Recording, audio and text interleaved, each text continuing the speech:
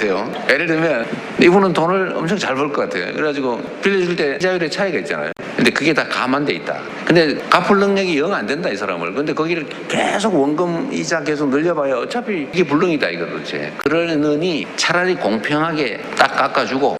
예, 저 이렇게 대통령님을 뵙게 돼서 영광스럽고 역시 투표는 잘해야 되는구나 라고 생각을 합니다. 사실 재개발 재건축은 대부분 도심에서 낙후 지역에 해당되는 것 아니겠습니까? 거기에 또 거주하고 어떤 그 상업행위를 하는 분들이 대다수 그 소상공인들입니다. 저 역시 대전 인쇄 특화거리에서 인쇄 출판업을 영위하고 있습니다. 그런데 난데없이 최근 2019년부터 재개발 사업이 추진되면서 이전을 해야만 되는데 현실적인 보상이 또 전혀 없습니다. 사실 제가 지금 척수증으로 목이야 다 발바닥까지 마비인데 이렇게 된 배경은 뭐 그건 얘기 안 테러를 하셔도 당했습니다. 그건 얘기 안 하셔도 될 것 같고. 재개발 관련해서 테러를 당해서 현재 이런 상황인데 재판에서는 모두 졌습니다. 1심 재판에서 재판장께서 자, 말씀이 일단 알겠고요. 그런 얘기를 너무 많이 하시면 좀 그러니까. 네네. 그 문제는 왜 강제로 하기 싫은데 억지로 시키냐? 현실적인 그런 거죠. 이주 대책이 있어야 되는데 법적으로는 그런 규정이 전혀 없었습니다. 제가 네, 살펴볼 때. 알겠습니다. 예. 그래서 그런 부분을 살펴 주십사. 말씀해 주시는 충분히 이해하겠어요. 자, 네. 여기까지 하고 좀 얘기 좀 네. 정리하고 넘어갈게요. 재개발 재건축을 왜 강제로 하냐? 이거는 약간 주제에서 지금 현재 상태에서는 약간 벗어난 얘기이긴 한데 그냥 결론적으로 제 의견을 좀 말씀을 드리면 세상은 혼자 사는 게 아니고 같이 사는 세상이기 때문에 다 내 뜻대로는 할 수 없고 가끔은 다른 사람 뜻에 억지로 따라야 될 때가 있죠. 재개발 재건축도 아마 뭐 4분의 3이니 5분의 4니 뭐 이런 3분의 2니 이런 일정한 조건을 갖추면 그에 반대되는 의견을 가진 사람에 대해서 강제로 치러도 재개발 재건축에 참여를 시키는 그런 제도가 아마 있을 거예요. 그런데 예를 들면 우리가 100명이 같이 살고 있는데 80명은 필요하다 뭐 하자 했는데 20명이 반대를 해요. 그럼 이럴 경우 어떻게 할 거냐? 20명이 반대하니까 끝까지 아무것도 못하고 방치할 거냐라는 것에 대해서 우리가 규칙을 정해놓는 거죠. 그게 소위 입법이라고 하는 건데 그 입법을 할 때도 아마 논란이 많겠죠. 예를 들면 이걸 5분의 4로 할 거냐 아니면 뭐 4분의 3으로 할 거냐 3분의 2로 할 거냐 과반수로 할 거냐 등등이 있는데 어쨌든 그걸 국회에서 아주 오랜 시간 논의하고 싸우고 정리해서 법으로 일정 수 이상이 동의하면 반대하는 사람도 강제로 재개발 재건축에 참여시킬 수 있다. 거부하면 어떡하냐 강제로 명독 소송해서 내보내고 재개발 재건축 할 수 있다. 이런 법을 만들어 놓은 거거든요. 근데 이미 그런 법이 있기 때문에 그 법을 바꾸지 않는 한 그 요건에 해당되면 안 할 수가 없는 거죠. 이게 우리가 법률이라고 하는 우리 국민들의 합의 규칙에 강제력을 부여한 이유죠. 만약에 이런 강제력을 부여하지 않으면 모두가 필요한데 한 사람이 끝까지 반대했으면 못한다. 이러면 같이 살 수가 없죠. 그럼 이제 주먹 다짐을 하든지 뭐 이렇게 해야 되는데 그렇게 하면 안 되잖아요. 그죠? 그래서 이거 법으로 만든 거라서 지금으로서는 수용할 수밖에 없는 상황이라는 말씀을 좀 드리고요. 근데 그게 법에 어긋나냐 어긋나지 않느냐가 결국 법원의 재판으로 결판이 난 건데 아마 선생님의 주장이 법에 어긋난다고 결론이 난 것 같네요. 화나겠죠. 어쩔 수 없는 게 또 우리 같이 사는 세상 사람들의 입장이 아니겠냐. 입장이 반대가 될 수도 있겠죠. 뭐 그럴 것 같습니다. 그리고 좋은 토론 주제에 관계된 좋은 말씀을 해주셨어요. 왜 정부가 나서가지고 내가 개인적으로 누구한테 빚받아야 되는데 뭐 채무 조정이니 파산이니 회생이니 마음대로 결정해가지고 내가 분명히 채권을 1,000만 원 채권을 가지고 있었는데 왜 그걸 200만 원으로 깎았냐? 왜 200만 원, 왜 800만 원을 정부가 마음대로 법원에서 깎아주냐? 그런 얘기잖아, 그죠? 맞는 말씀이죠. 왜 그래 도대체? 내 돈인데. 그런데 이건 역시도 똑같은 문제가 있어요. 이제 돈을 빌려주는 입장이니까 좀 다른데 지금 우리가 대체적으로 정책적으로 채무 상감이니 이런 얘기를 할 때는 금융기관들의 대출을 얘기하는 거지 개인 간 대출에 대해서는 통제하거나 강제하지 않습니다. 이 원칙적으로 지금 우리가 예를 들면 예산을 들여서 7년 지난 5천만 원 이하는 탕감해 주자 이렇게 할 경우에 그러면 개인들이 돈 빌려준 것도 해당이 되냐? 그건 아니죠. 그런데 회생제도나 파산제도는 상당히 오래된 제도입니다. 이거는 돈 빌려준 사람과 돈을 빌린 사람 사이에 이제 이해관계를 조정을 하는데, 물론 돈 빌려준 거 이자 약정한 대로 끝까지 받으면 좋죠. 그게 원칙이죠. 그런데 영영 못 받는 경우도 있어요. 돈을 빌려줬는데 이 사람이 도저히 돈을 갚을 능력이 없어요. 장기를 팔아야 돼. 그런 경우가 옛날에 있었어요. 너 장기라도 팔아. 막 이래가지고 또 안 판다니까 강제로 막 납치해가지고 그런 경우가 있었어요. 근데 그러면 안 되죠. 근데 그렇게 하면 안 된다. 무력으로. 요새는 밤에 전화하는 횟수도 제한하고 그러잖아요. 못하게 한다든지 아예. 그것도 강제로 하면 안 된다. 밤새도록 전화해가지고 괴롭히고 막 이런 게 허용될 때가 있었어요.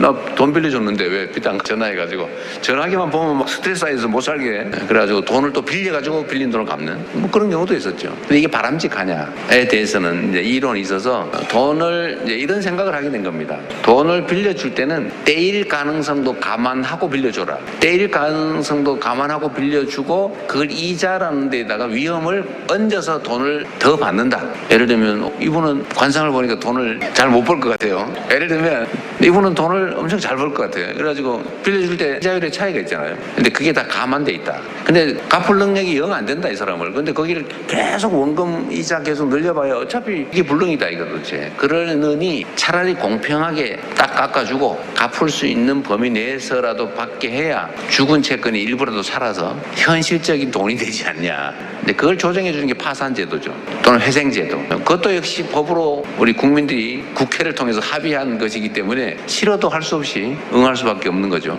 그리고 이게 사회 전체 입장에서 보면 타당한 측면이 있습니다.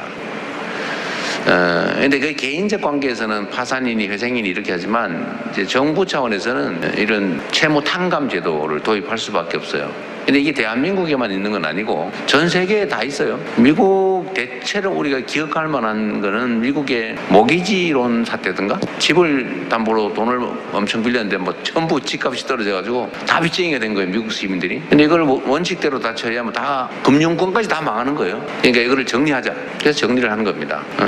그리고 요즘은 그런 것도 있어요. 주빌리라고 성경에 보면 50년마다 빚을 다 탕감을 해주고 뭐 어떤 데는 뭐 노예 종살이도 해방해주고 그랬다 그래요. 옛날에 원시 시대에도 그랬다는 거죠.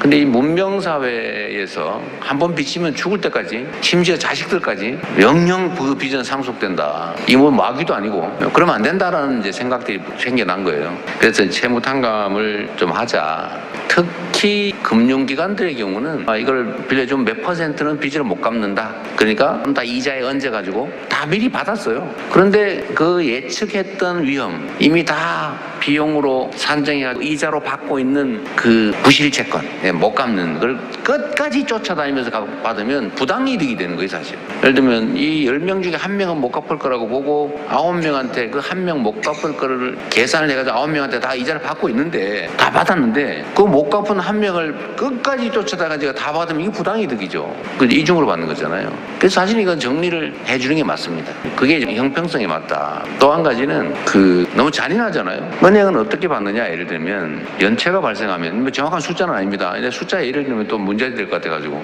근데 누가 3개월 이상 또 1년 연체를 하면 원래는 포기해야 되는데 이거를 팔아요. 이거를 입찰을 해가지고 팔아요. 얼마에 파냐. 대개 뭐 10% 많이 받으면 30% 팔아요. 그러면 산 사람은 원금 1억짜리를 1,000만 원에 사는 거예요. 그래가지고 1억을 내라고 쫓아다니면서 괴롭혀요. 그래가지고 3,000만 원 받으면 엄청 돈 버는 거죠. 이거 온당하냐. 근데 이 사람들이 또 열심히 받다가 또 못 받아요. 그럼 또 팔아요. 이번에는 5% 막 이렇게 팔아요. 5%에 산 사람이 더 고도의 아주 악질적인 방법으로 괴롭혀서 돈을 받기 시작해요.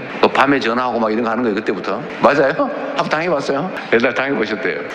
지금도 해요. 지금도 몰래 하는 사람 있죠. 어쨌든 이렇게 해가지고 또 원금의 한 5%나 뭐 7% 뭐 3% 이렇게 사가지고 막 괴롭혀가지고 10건 중에 한 건만 받으면 이게 본전을 찾는 거예요. 얼마나 열심히 받겠어요? 그래서 당하는 사람 입장을 바꿔 생각해 보세요. 죽을 지경이죠.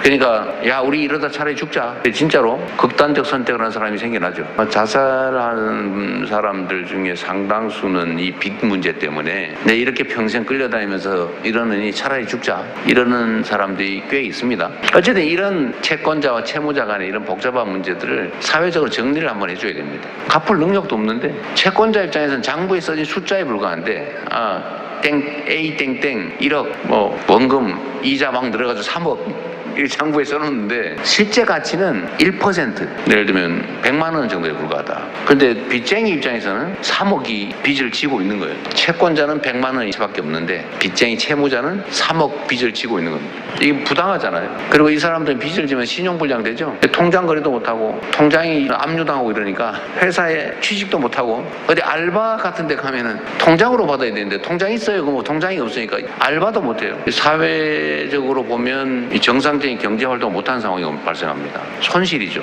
정부 입장에서 보면. 그래서 이런 걸 그냥 방치하는 게 과연 옳으냐라는 것 때문에 차라리 못 갚는 게 확실한 거는 탕감해버리자. 싹 정리해버리자. 이게 모두에게 좋아요, 사실. 그러니까 반론이잖아요. 아까 선생님, 다른 분들. 제가 사실 오늘 대전 와서 이 문제와 관련해서 얘기하고 싶은 진짜는 이 얘기예요. 이 얘기하려고 온 측면이 있으니까 이해를 좀 하십시오. 이거를 도덕적 해이. 아니 그거 뭐 7년 안 갚고 5천만 원 이하니까 채무 탕감해주고 그럼 앞으로도 7년 안 갚고 그러면 나도 안 갚아야지. 이런 사람 생기면 어떡할래? 라고 하는 거 아니에요? 제가 하나 물어볼게요, 여러분.